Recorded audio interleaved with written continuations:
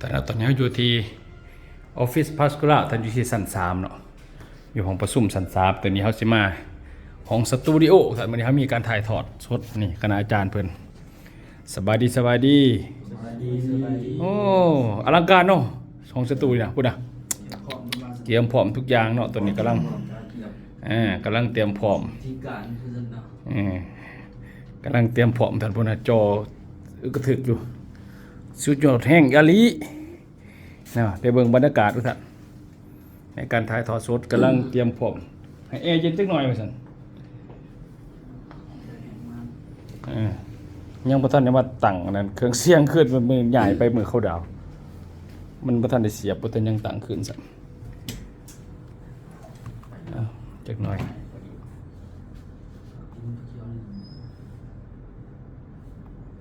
ตัวนี้ห้อง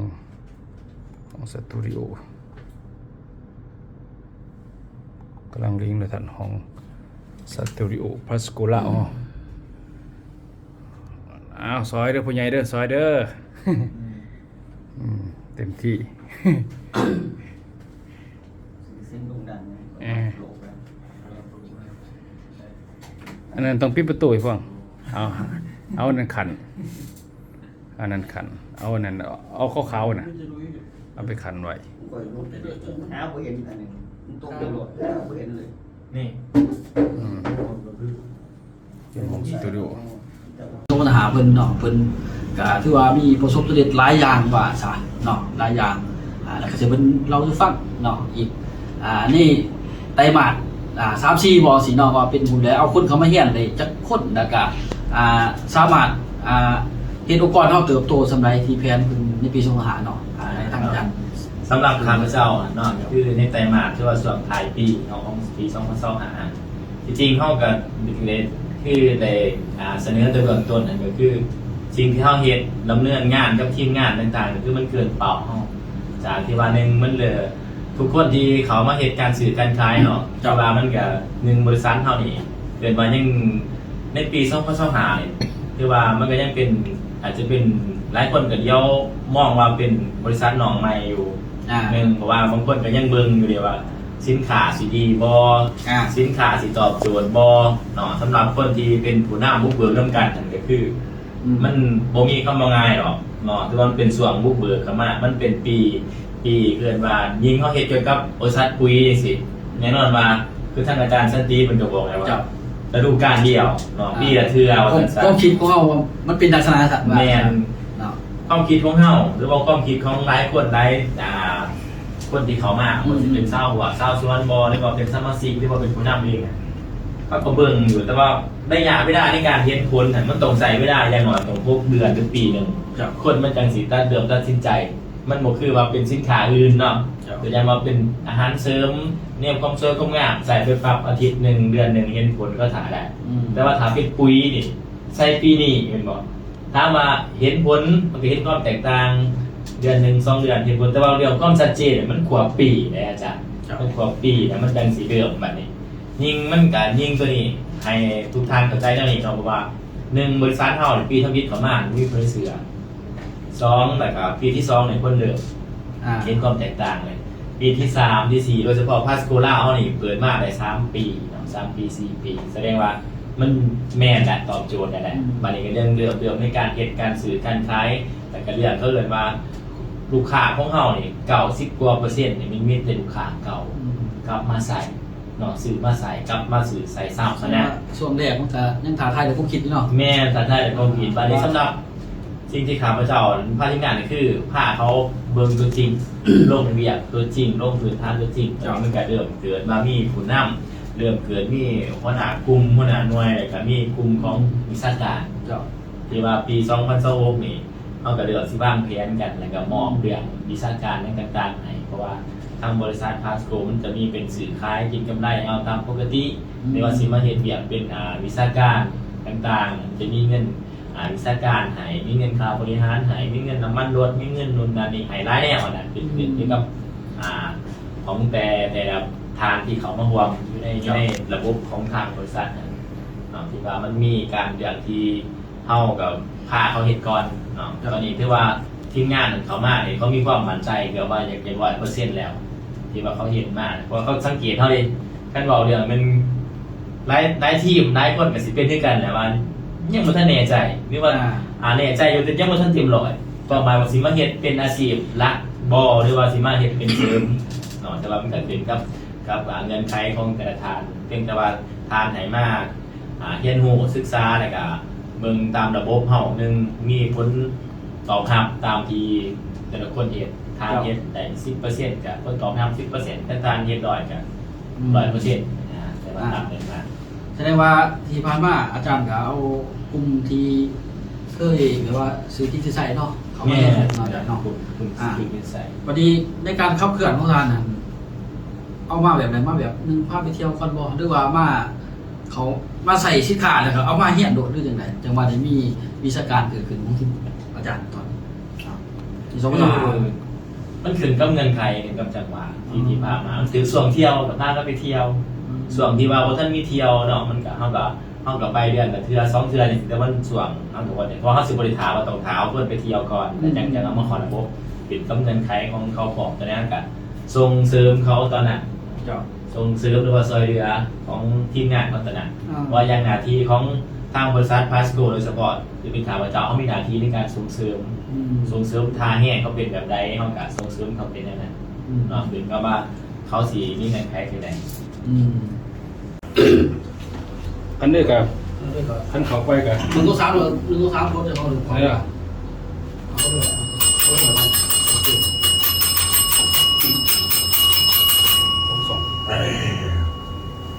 เดี๋ยวนอนเนี่ยมันก่อนเด้อเนี่ยขอยกดตัวเดี๋ยวขอยกดดึ๊ดแล้วก็จบกันเด้อให้มันเดินตีกันให้มันมีกระดิ่งเด้อ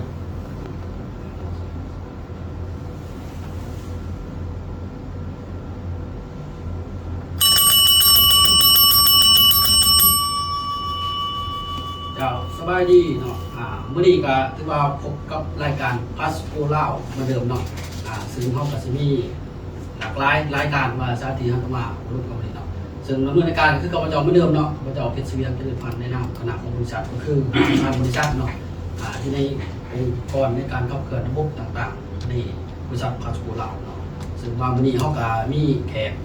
รับเชิญเนาะทั้ง3ท่านเพิ่นเนาะซึ่งมีในคณะของบริษัทพาสโกลาวเฮาเนาะซึ่งว่าเพิ่นก็สิได้มาอบรมกันเมื่อเริ่มทุกท่านเนาะก็เกี่ยวกับการเบียงานของบริษัทพาสโกลาวเฮาเนาะในการขับเคลื่อนแบบใดในปีผ่านมาเนาะแล้วก็แผนในอนาคตของเฮาปี2016จะเป็นรูปแบบใดเนาะซึ่งว่าวันนี้เฮาก็ได้เพิ่นได้มาร่วมในกิจกรรมเฮามื้อนี้เนาะในการอบรมในพาสโกลาวเฮาเนาะก็มีได้เพิ่นทักทายสบายดีทุกท่านในรายการเฮาเนาะ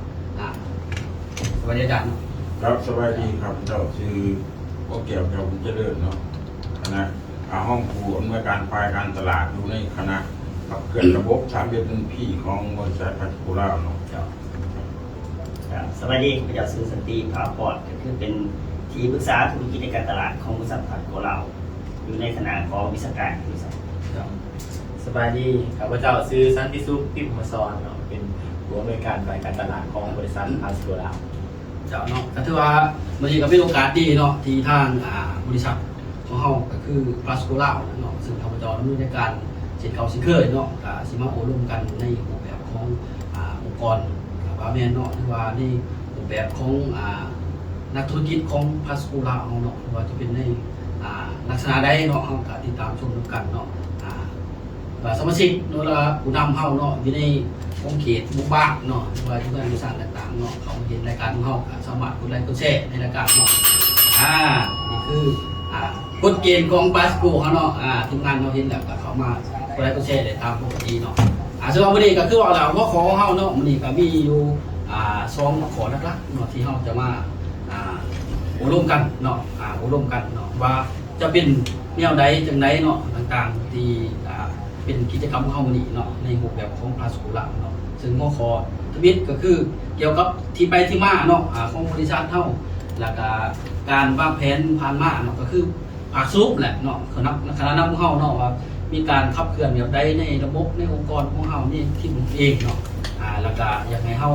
มาอบรมนำกันเพื่อให้งานคณะของเฮาเบิ่งฟังนำกันว่ามันจะเป็นทิศทางใดเนาะปัจจุบันในอนาคตหรือว่าปีผ่านมาเนาะอยากให้อบรม แต่ละท่านเอาท่านพอก่อนเนาะพอก่อนฉากพอท่านที่ชูเพิ่นเนาะว่าผ่านมาเนาะปีผ่านมาของเขาคือสมรรถทหารเนี่ยเนาะทั้งคณะของทานเนาะมีการขับเคลื่อนแบบไรน้ำทิพย์จังไรแล้วก็มีประสบสำเร็จแนวใดเนาะปีสมรรถทหารในการเรื่องงานในภาคสกุลาของเขาอาจารย์ก็ลงเลย โอเคเนาะสำหรับข้าพเจ้าแล้วเนาะสำหรับการคือว่าเป็นผลตอบรับที่ดีเนาะกันว่าอย่างเกี่ยวกับว่าในปี2025เพราะว่าเรื่องการขยายที่เรื่องการเติบโตเรื่องการสร้างทีมเนี่ยก็คือว่าประสบความสำเร็จตามที่เขาตั้งไว้ตั้งเป้าหมายไว้นับตั้งแต่การสร้างทีมนับตั้งแต่การเพื่อนว่าเกี่ยวกับที่เขานำพาองค์กรและการนำพาเกี่ยวกับโดยเฉพาะเป็นสายงานเองบ่ได้ว่าสิเป็นในเรื่องของทางบริษัทแต่ว่าเขามันมีแนวทางที่ดีก็ย้อนว่าเขาเดินตามระบบของทางบริษัทที่ประธานเป็นออกแบบมาเขาก็มีแต่เฮ็ดตามระบบจะว่าการแผนการเหตุงานเนาะเขาจะเอาเป็นตัวระบบเนี่ยเป็นตัวนำหน้าเลยส่วนที่เหลือเนี่ยก็เอาไปปรับใส่เกี่ยวกับเรื่องของตามแต่ละเขตแต่ละบ้านแต่ละเมืองอะไรตามบุคคลที่เขามาอย่างกลุ่มลูกค้าเขากันเอาระบบเป็นตัวนำอย่างเป็นกลุ่มของทีมงานในว่าของสมาชิกก็เอาเป็นของระบบเป็นตัวนำว่าท่านว่าประเมินแล้วสรุปแบบก็คือว่าดีแห้งเนาะหรือว่าดีได้เกินเป้าเราจะซะตั้งแต่การที่เขาสร้างทีมงานแล้วก็อยากงานต่างๆที่เขาหรือว่าเขามันได้ตามที่เขาเป้าหมายเขาเลยในปี2016เนี่ยก็เขาก็เที่ยววางแผนโดยเฉพาะว่าเมื่อวานนี่เขาก็ได้ประชุมอยู่ในคณะบริหารในบริษัทกระเทียมมีโครงการมี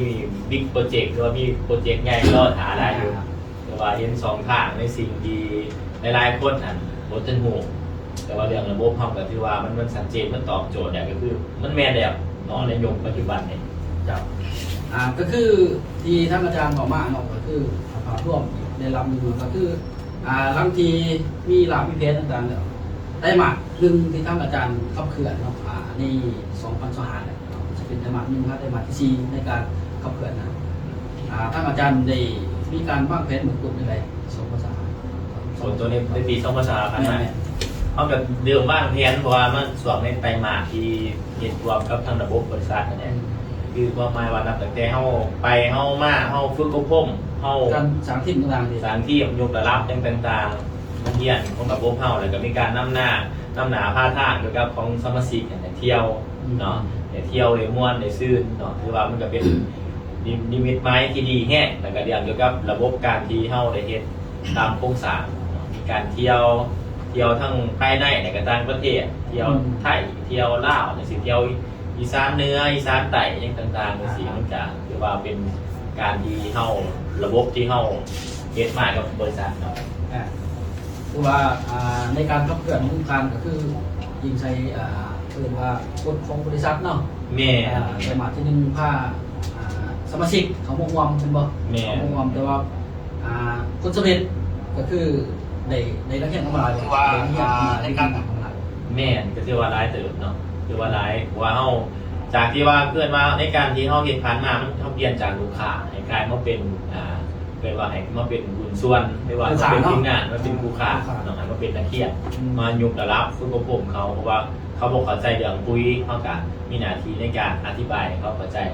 แล้วก็มาเป็นคู่ค้าในการเฮ็ดร่วมธุรกิจนำกันบ่ว่าสิเป็นตัวแทนจำหน่ายขันบ้านขันเมืองขันเขตต่างๆแสดงว่าสร้างเกิดว่าผู้สิคิดซื้อใส่หรือผู้บริโภคทางเขามาเป็นผู้ร่วมธุรกิจเนาะแม่บนพื้นฐานขององค์กรของฐานเนาะแม่บนพื้นฐานในองค์กรเนาะก็คือทางเขาออกเพิ่นเนาะคือว่าเขาของเพิ่นเนาะเกี่ยวกับไตรมาสของเพิ่นเนาะในการขับเคลื่อนเนาะผ่านมาเนาะขับเคลื่อนผ่านมาก็เป็นได้ประสบสำเร็จแนวใดเนาะที่ว่าเห็นได้เนาะในการตั้งใจของเพิ่นแหละเอาง่ายซะก็มีทีมงานของบ่ร่วมแล้วก็สามารถสร้างสมาชิกธรรมดากลายเป็นวิชาการได้เพื่อในการขับเคลื่อนในการต่อยอดเนาะแต่ละจุดแต่ละบอลเนาะเป็นลักษณะนั้นเป็นทิศทางของเพิ่นว่าซั่นเนาะก็คือก็ที่จะถามท่านอาจารย์สันติเนาะที่ว่าเพิ่นก็มีแผนเนาะในการขับเคลื่อนที่ผ่านมาเช่นเดียวกันเนาะแล้วก็ประสบความสำเร็จได้ที่ว่าได้มีองค์กรเข้ามาร่วมแล้วก็มีการสร้างสมาชิกทั่วไปกลายเป็นวิชาการกลายเป็นผู้นำสามารถเป็นประมาณเนาะลักษณะใดหน่อยเป็นเหมาะสู้ คณะเฮาตัวทีมงานเฮาได้ฟังนี่ มีเวียดนามจังซี่นะ จีนเด้คือได้ยิน จี ว่าน จีนสิไป12,000หน้าแม่นบ่ แม่นแล้ว ประมาณนั้นแล้วทั้งลาวเองอีกก็ไปโอ้ถือว่าแบบเราไปเที่ยวที่สิ ลาวกับเนื้ออย่างว่าเนื้อสุดเนาะแผนก็ดี แต่ว่าในการเที่ยวของเฮาก็คือได้เงิน เที่ยวมันบ่คือคนอื่นนี่เนาะ แม่นเที่ยวได้เงินสำหรับคนที่จัดโปรแล้วเที่ยวได้เงิน เจ้าก็ถือว่าฟังแล้วก็สบายหูเนาะฟังแล้วสบายหูบ่ได้เที่ยวนี่ สบายหูสบายใจ แล้วก็มีเพิ่นว่าทิศทางแนวทางในการเดินที่มันชัดเจนเกิดขึ้นเพราะว่ามันมีการเปิดงานสรุปงานที่เฮาเห็นได้เนาะสำหรับมันมีแบบนี้ได้ตลอดไปเนาะก็คือแต่ละทีมมันจะสมมุติเนาะบ่มีสรุปเนาะ อีกก็ แม้กระทั่งว่าสรุปก็แต่ว่าสรุปในขอบเขตซื่อๆว่าซะบ่สามารถว่าล่มละลายเอาง่ายซะเนาะเพราะว่ามันมีองค์ประกอบที่ควบคุมและคุ้มครองอยู่แล้วเนาะคือระบบก็หนึ่งระบบสาวิตรีอะคาเดมี2มาระบบพินสงหาเนาะสิเป็นทางประธานทุกใช้เนาะที่เพิ่นได้เขียนกรอบออกมาเนี่ยเพื่อคุ้มครองเนาะแต่ละทีมแต่ละทานเนาะแต่ละสหายที่ว่าแต่ก็ว่าเป็นคณะของเฮาเนี่ยเนาะตัวนี้ก็เป็นถือว่ากรอบสำคัญเอาง่ายซะส่วนนอกกรอบไปหั่นก็แล้วแต่บ่เป็นหยังเนาะแต่ว่าควรจะได้กรอบคือคนที่จะเติบโตไปนำกันนำองค์กรนั่นนี่แหละเนาะอันนี้ก็คือเป็นแนวทางของบริษัทเนาะที่มันจะเป็นแบบนั้นจริงๆในอนาคตเนาะเดี๋ยวส่วนสุดท้ายนิดนึงเนาะก็สิมาถามทางรองผอเป็นอีกวันนึงเนาะแล้วจนเฮาคอยสรุปกันตอนถ่ายเนาะเพราะมันจะไกลส่วนท้ายรายการเนาะสอบถามทั้งท่านรองผออีกทีนึงเนาะว่าในการที่อาจารย์เอาองค์กรเข้ามาแล้วก็การฝึกฝนอบรมนี่เนาะในต่อไปเนาะอาจารย์จะพาเขาเข้ามาจัดการเพื่อนำทีมเพื่อสำเร็จไป ครับเนาะถ้าเป็นจริงเนาะแผนปีนี้เขาจะว่างเป่าไว้6คนเนาะว่างเป่าไว้6 จ้ะ ที่จะนำพาเขาเป็นวิชาการจริงๆว่าที่นั้นแต่ก็ส่วนว่าสมาชิกที่เดินตามมาอาจจะบอกอันนั้นคือเป้าหมายก็คือสิปัดวิชาการในอะไร6ในปี2026นี้เนาะเพราะว่าส่วนในเฮามีพื้นฐานเดียวนะเรามีพื้นที่เฮาปลูกมาไว้แล้วก็มีแต่เฮาต่อเติมคืออยู่ในแผนปี2026นี่เพราะว่าทีมงานแต่ละทางก็เข้าใจเนาะในการสู่การขายในการที่เป็นสู่ก้าวเข้าสู่เป็นวิชาการพัฒนาตัวเองมากก็มาต่อยอดจากปี2025กับเข้าใจ2026นะก็ถือว่าเขาก็เข้าใจสมควรเพื่อที่ต่อยอดตัวของยกระดับตัวของขึ้นมาเพื่อสร้างธุรกิจด้วยตัวเองนะครับก็ถือว่าแผนข้าพเจ้าก็มีสำนักเนาะวางแผนต่อหน้าสำนักก็คือคนที่จะมาเรียนหูเติมที่ว่าอาจารย์ว่างแล้ว6ฐานเนาะก็คือปีนี้แม่นเพิ่นนี่ก็คือจะได้จัดงานเป็นจุเป็นหน่วยบ่อาจารย์ที่วางแผนแล้วคณะให้เพื่ออย่างเพื่อให้เขาเข้าใจในการทำงานบ่ครับเนี่ยเพื่อให้เข้าใจแล้วก็คุ้มครองคนที่มากับเขาเองเพราะคือสปท6นี่ก็คืออาจารย์ได้เห็นแล้วเนาะว่าแผนของบริษัทเนาะที่ว่าเพิ่นจะมีการลงเคลื่อนไว้ระบบปี125เนาะก็คือสร้างสังคมนี่แหละเป็นหลักตัวที่ว่าดึงเข้ามาให้ว่าจะในจุดนี้แม่น6ทานนี่แม่นจะได้ทำงานรอดแม่นว่างานรอดเพื่อเอาเข้ามาในองค์กรของอาจารย์บ่หากมั่นใจว่า6ทานน่าจะชัดเจนเนาะชัดเจนเป้าหมายถือว่าชัดเจนเนาะอาจารย์เนาะถือว่าฟังเดียวนี่ก็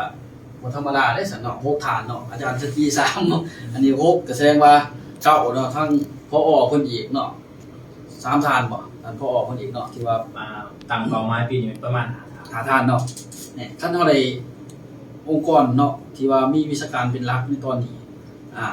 6 3 9 5 14ฐานเนาะ14ฐานก็ถือว่าองค์กรเฮาถือว่าแข็งและเติบโตกว่าเก่าเนาะเติบโตเก่าแล้วก็สิมีคือว่าผู้นำที่จริงที่เกิดขึ้น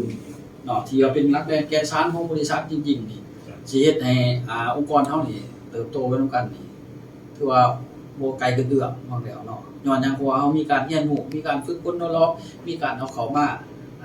เดินงานจริงๆในที่นี้เนาะในที่นี้ในการเดินนี้ ก็ปราศจากบ่ได้เนาะ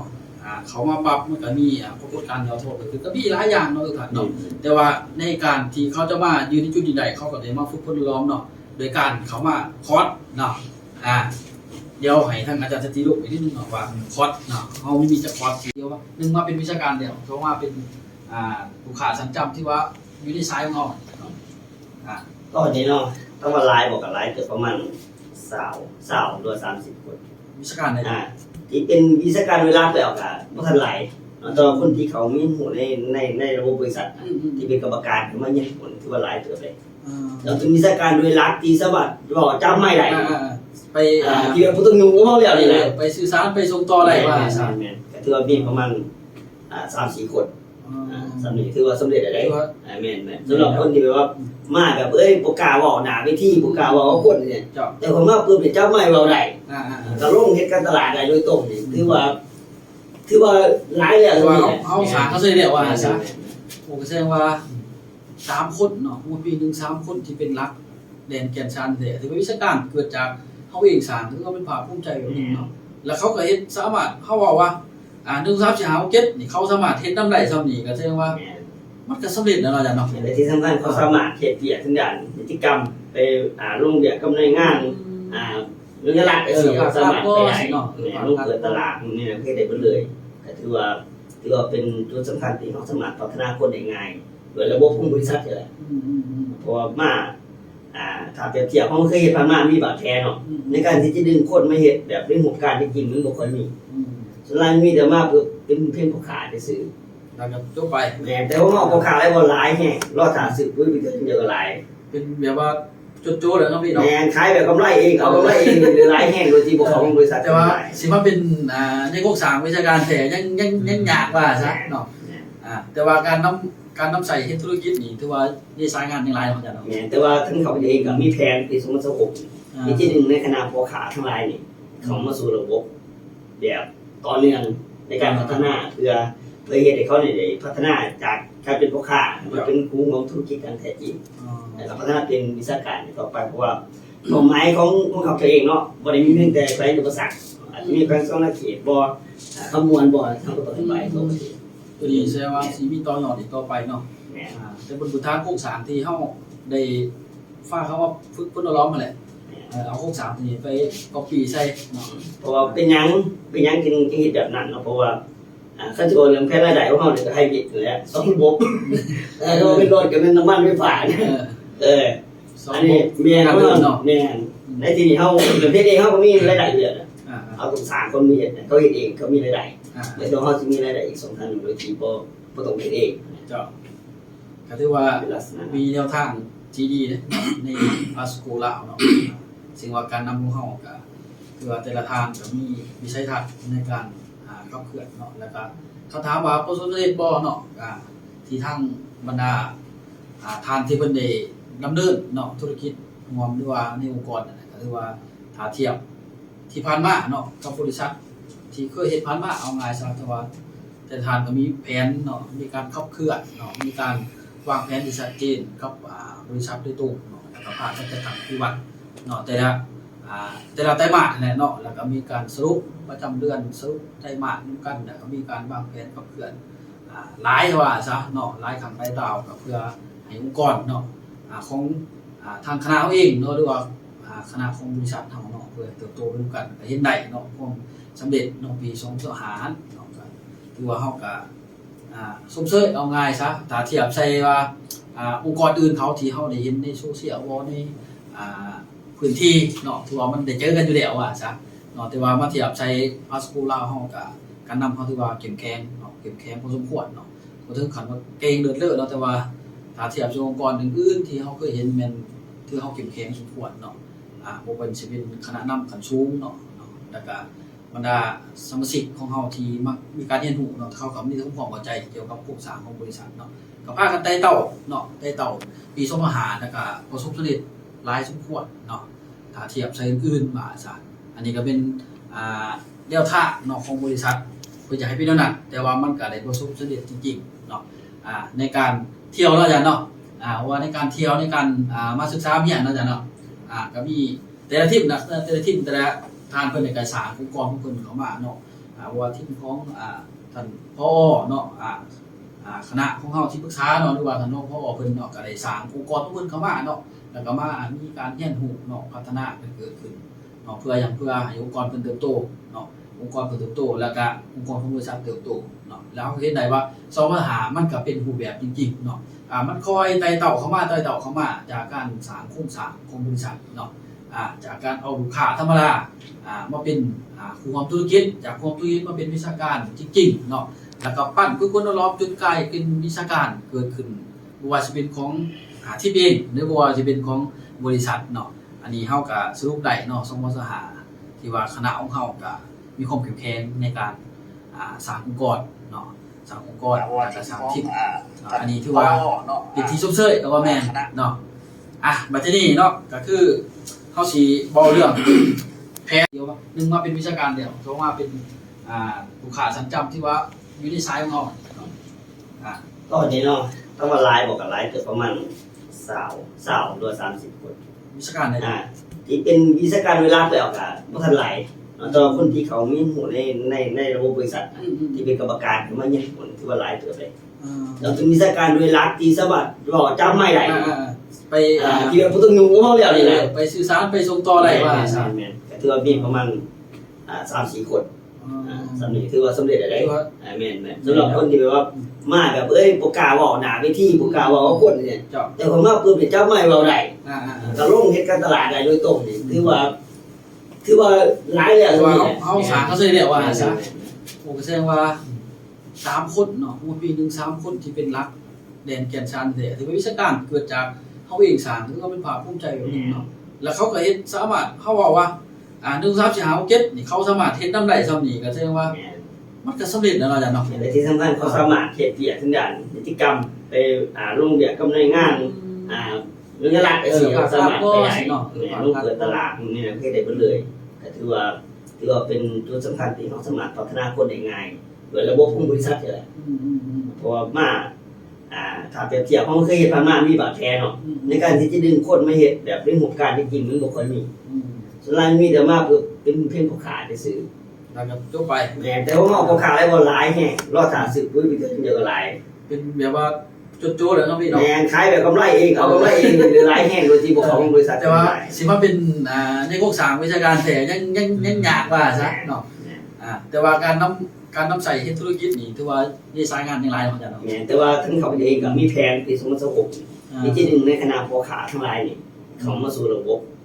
แบบต่อเนื่องในการพัฒนาเพื่อเฮ็ดให้เขาได้พัฒนาจากการเป็นพ่อค้ามาเป็นครูของธุรกิจการแท้จริงแล้วพัฒนาเป็นวิชาการต่อไปเพราะว่าความหมายของเขาเองเนาะบ่ได้มีเพียงแต่แปลงอุปสรรคอาจจะมีแปลงสองเขตบ่ขมวลบ่ทางต่อไปตัวนี้แสดงว่าสิมีต่อยอดอีกต่อไปเนาะแต่บนพื้นฐานโครงสร้างที่เฮาได้ฟ้าเขาว่าฝึกคนร้องมาแหละเอาโครงสร้างนี้ไปcopyใส่เนาะเพราะว่าเป็นหยังจึงเฮ็ดแบบนั้นเนาะเพราะว่าคันสิโอนเรื่องแค่รายได้ของเฮานี่ก็ให้บิดอยู่แล้ว2ระบบ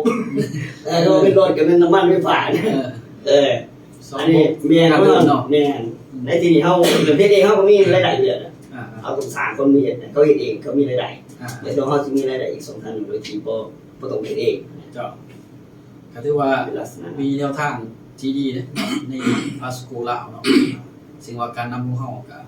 คือว่าแต่ละทางก็มีวิสัยทัศน์ในการขับเคลื่อนเนาะแล้วก็เขาถามว่าประสบความสำเร็จบ่เนาะที่ทางบรรดา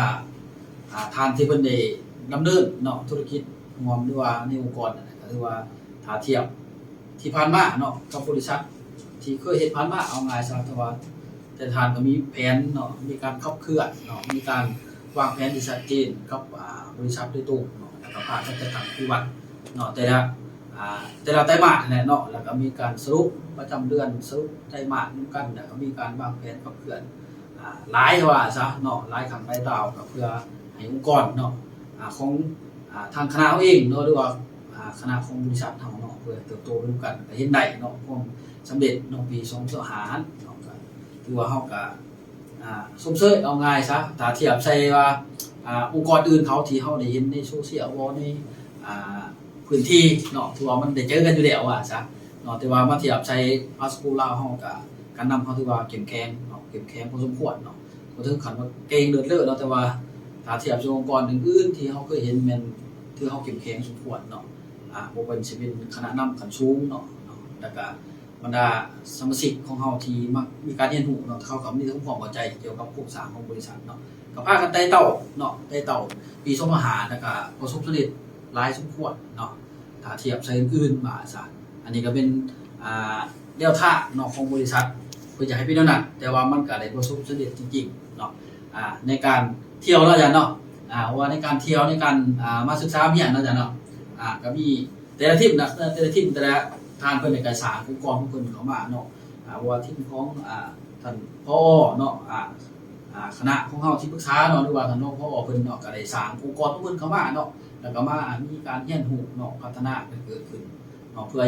ห้องค์กรเพิ่นเติบโตเนาะองค์กรเพิ่นเติบโตแล้วก็องค์กรของบริษัทเติบโตเนาะแล้วเห็นได้ว่า2ปัญหามันก็เป็นรูปแบบจริงๆเนาะมันคอยไต่เต้าเข้ามาจากการสร้างโครงสร้างของบริษัทเนาะจากการเอาลูกค้าธรรมดามาเป็นผู้ร่วมธุรกิจจากผู้ร่วมธุรกิจมาเป็นวิชาการจริงๆเนาะแล้วก็ปั้นผู้คนรอบจนกลายเป็นวิชาการเกิดขึ้นบ่ว่าจะเป็นของที่เองหรือบ่ว่าจะเป็นของบริษัทเนาะอันนี้เฮาก็สรุปได้เนาะ2ที่ว่าคณะของเฮาก็มีความเข้มแข็งในการสร้างองค์กรเนาะสร้างองค์กรแล้วก็สร้างทีมอันนี้ถือว่าเป็นที่ชมเชยแล้วก็แม่นเนาะบัดนี้เนาะก็คือเฮาสิเว้าเรื่องแพทย์โอลมเนาะกันเติมเนาะทางอาจารย์เพิ่นเนาะว่าเพิ่นมีวิสัยทัศน์แบบใดในการสร้างเนาะปี2026นี้เนาะว่าในองค์กรเพิ่นเนาะที่ว่ามีแล้วเนาะเพิ่นจะสร้างไปในรูปแบบใดอีกเนาะคือว่าเนี่ยผ่านมาเพิ่นก็พาทีมงานเข้ามาประสบความสำเร็จเนาะในอีกหนึ่งระดับเนาะแต่ว่าปี2026เพิ่นก็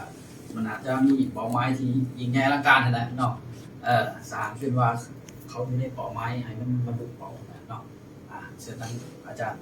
สำหรับผมเองปี2016เนาะก็คือเริ่มที่ว่าเป็นปีทองสำหรับของเจ้าเนาะแต่คือคิดว่าปี2016เป็นปีที่แบบว่า1ความมั่นคงสิเกิดขึ้นมันคงเรื่ององค์กรสิเกิดขึ้นเป้าหมายเนาะ2มาเงินทองก็สิได้มาเทมา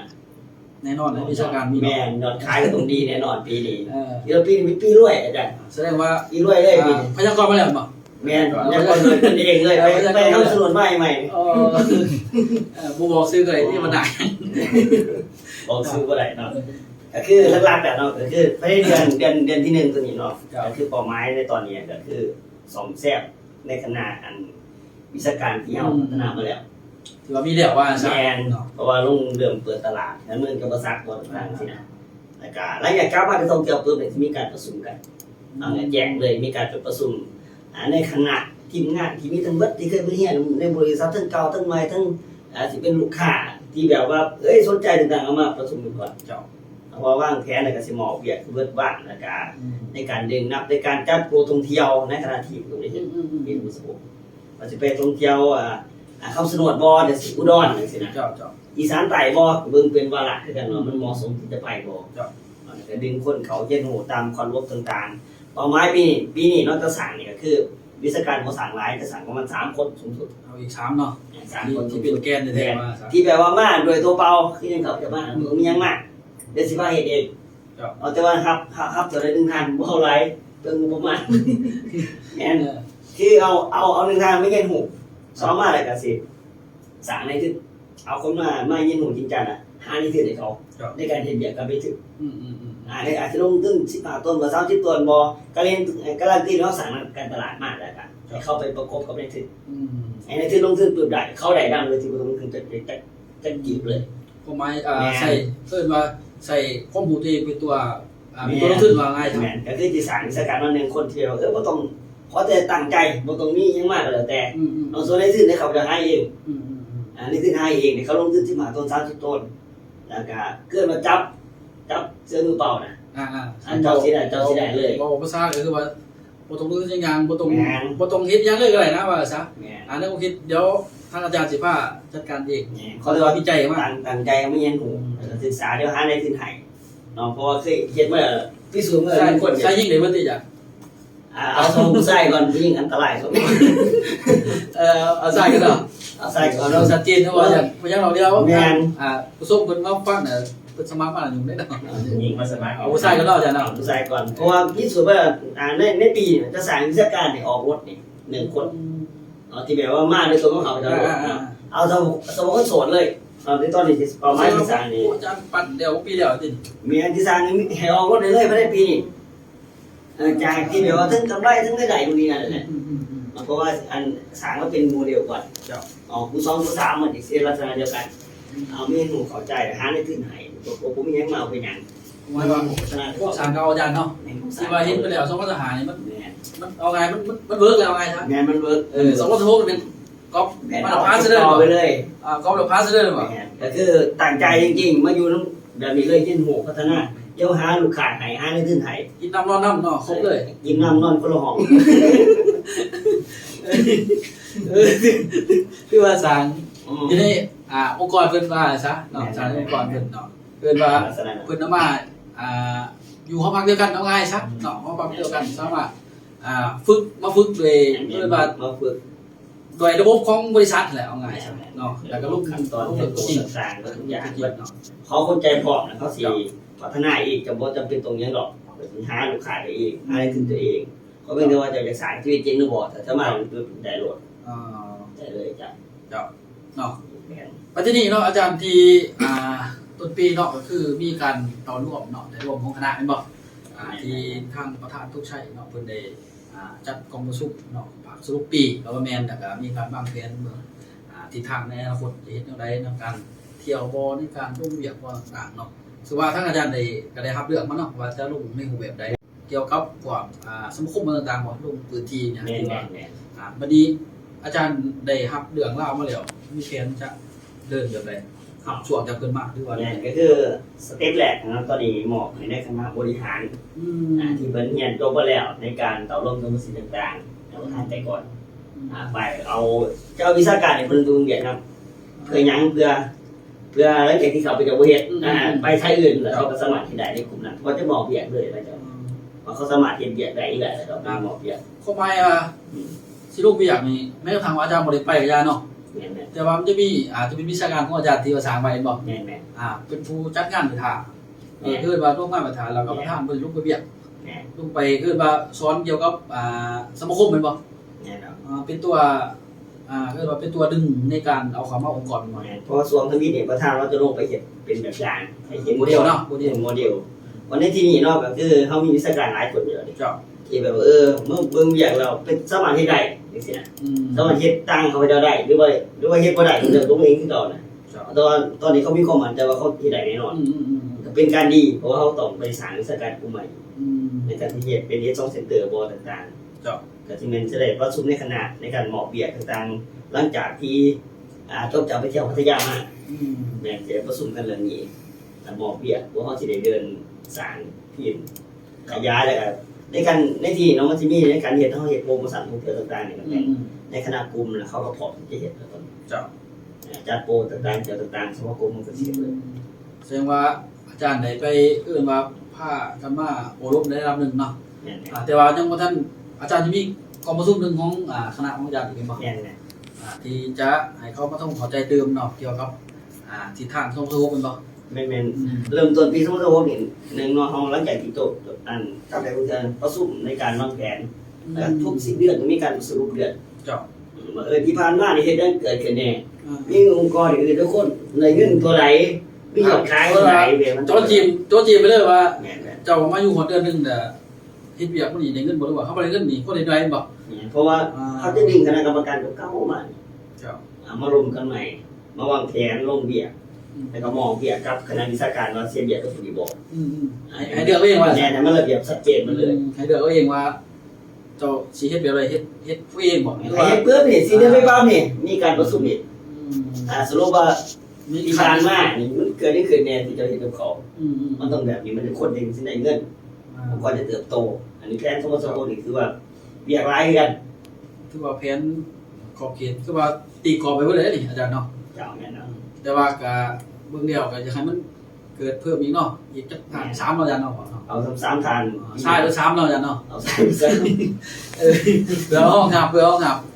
ก็เลยเนาะสรุปแล้วเอาง่ายก็คือนี่ปีนึงเข้ามาวิชาการครับ3คนที่ท่านอาจารย์สตีคุณบอกเนาะก็คือว่าสายงานเท่าผิวแพงเนาะส่วนแต่ละอื่นที่ว่าเฮ็ดธุรกิจรวมกับทั่วไปแหละเนาะ ส่งต่อวิชาการ ไปอีกแม่เนาะคือว่า ตอนนี้ได้ครับ4 คนที่พ่อ มีหัวหน้าหน่วยหัวหน้าจูเลย แม่ เนาะ น ต่อลงไปเนาะต่อลงไปแต่ว่าทิศทางของบริษัทก็เป็นลักษณะสั่นแหละเนาะเพิ่นก็อยากให้สร้างหัวหน่วยก็คือหัวหน้าจูลงไปเพื่อให้องค์กรเฮาเฮ็ดเวียกเองได้ลักษณะไอ้ซั่นเนาะก็ถือว่ามาเบิ่งแล้วทุกท่านเนาะสมสกุลที่ว่าอยากมีแนวทางที่ชัดเจนเกิดขึ้นนะเนาะที่ผ่านมาก็เฮ็ดได้บ่ก็เฮาเบิ่งก็เป็นในองค์ประทับอยู่แต่ว่าท่านเข้มแข็งเนาะแต่ว่ามาเบิ่งเดี๋ยวสมสกุลมันมีพื้นฐานแล้วในทรงมหาเนาะแล้วก็เฮ็ดได้จริงๆว่ามันสำเร็จในระดับที่เฮาวางแผนจริงๆเนาะ เขาปูทางมาแล้วถึงทาง แต่สมสกุลนี่ถือว่าอยากชัดเจนเนาะชัดเจนเนาะ ชัดเจนเลย เพราะว่ามันมีมันมีโจทย์คำถามไปแล้วดิผ่านมาเห็นยังเกิดขึ้นมีปฏิกิริยายังเวลาทีมกับทีมระหว่างลูกทีมระหว่างผู้นำกับองค์กรมันเจอแล้วปีนี้ควรแก้ไขจังไดเนาะแม่นว่าอย่างที่อาจารย์บอกว่า โอ้ปีที่มีอะไรกันครับโอ้โหจริงเลยเรื่องมันปุ๊บนี่กูจักจริงเลยปีที่มีไม่ ว่า ได้ เลยบอกตีแบบไม่เกินว่ายังไกลที่ไม้เนาะแล้วเนาะ อันนี้เรื่องถ้าเรามันนั่นลินมันว่างมันลงกระดานนี่ไม่ตั้งไม่ เอาไม้อีกเนาะ เหมือนเอาไม้ นับไม้นับไปตลอด ร้านก็เก้าทีม ร้าน เฮ็ดไม้แบบนี้มันสิดีกว่าเก่าเดียวผมไม่มีพื้นฐาน มันมีพื้นฐานแล้วมันเคยก็ว่าล่มแล้วลุกมันบ่น่าจะล่มแห้งก่อนเนาะมันถ้าจะล่มนี่มันก็คือสิล่มแบบทั้งแข้งบ่เดี๋ยวหัวล่มเอาหัวทวนลงไปประมาณเนาะวิธีล่มมันมีเจ้าวิธีล่มเนาะ ลงตอนนี้มีคนท มีคนทำเนาะ ำมันมีองค์กรอย่างนี้หรือมีองค์กรหลายเลย บอกคือว่าฟูเสียงงานเนาะคือว่าเขามีระบบพวกฮับมาซะเนาะก็ถือว่าในplus go เฮานี่มาเบิ่งแล้วก็ทุกท่านที่มาศึกษาเนาะมาศึกษาจะเข้าใจลึกซึ้งอยู่ว่าควรเดินหมากแบบใดเนาะกระดานที่เคยเฮาเดินไปแล้วมันดกแบบไรควรเดินแบบไรแล้วก็มันมีสรุปแบบไรเนาะแต่ว่าตรงคนที่ว่าเข้าใจจริงๆได้จังสิจักว่าสิเดินแบบใดเนาะคือว่าคนได้ลงกระดานปั๊บเอามาตั้งใหม่เป็นคือเก่าย้อนหยังเพราะว่าบ่ได้มาเรียนรู้เด้จักแต่ว่าการขายปุ๋ยแล้วก็ใส่แล้วก็จบไปซื่อเนาะแต่ว่าอันนี้ขายปุ๋ยการน้ำใส่แล้วก็รู้จักว่าหาเงินเท่าไหร่อีกมันก็เรียกว่าสอนกันไปเนาะตัวนี้แม้กระทั่งว่าผู้ถกผู้เที่ยวแล้วจังเนาะก็ยังว่ามันยังสิยาวอาจารย์เนาะ โอ้ยังยาวเลย แต่ว่าบ้างหมากไว้3ทานเนาะ เพราะปีนี้แผนเที่ยวโอ้อลังการงานสร้าง ยาวเลยต่างประเทศเนี่ยอาจารย์มีว่า โอ้มีทั้งไทย